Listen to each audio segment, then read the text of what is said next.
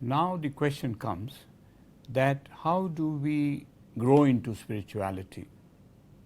We do that by trying to elevate our consciousness. How does one keep oneself energized and positive is the question. Let us understand that consciousness is the spirit or self within us which preserves us spiritually, mentally, emotionally, and also physically.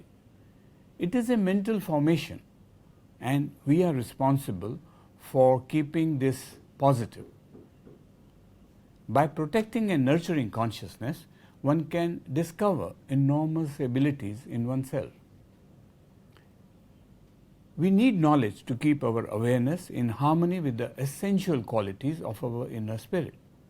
These qualities being happy, blissful, and peaceful. It naturally follows that we should be so much aware and alert that even if we are confronted with adverse situations, circumstances, and people, we should not react in a negative way. How do we cultivate spirituality? After understanding that we are all spiritual beings and that we need to evolve our awareness to understand ourselves in a proper holistic perspective as a combination of the gross and the subtle energy, it follows therefore that we should work towards sustaining this awareness. This is because it is human nature and an essential part of the core of our being that we tend to keep forgetting that we indeed are the soul with its vast reservoir of potentially untapped energy. But invariably, we tend to forget this.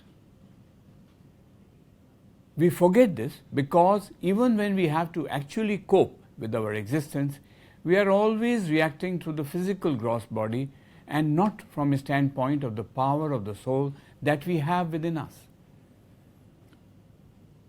In other words, we tend to become intimidated by circumstances, situations, and people so much that we often feel helpless in negative circumstances. We feel ourselves powerless to cope with situations and become listless, confused, and lost in worrying about the past or the future, neither of which is actually present in the present moment.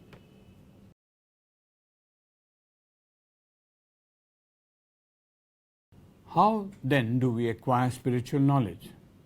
Unfortunately, no structured body of curriculum material is available, and there is no fusion of medical science and spiritual knowledge, thus leading to a large gap in this area of knowledge essential for all human beings to live a peaceful and meaningful existence.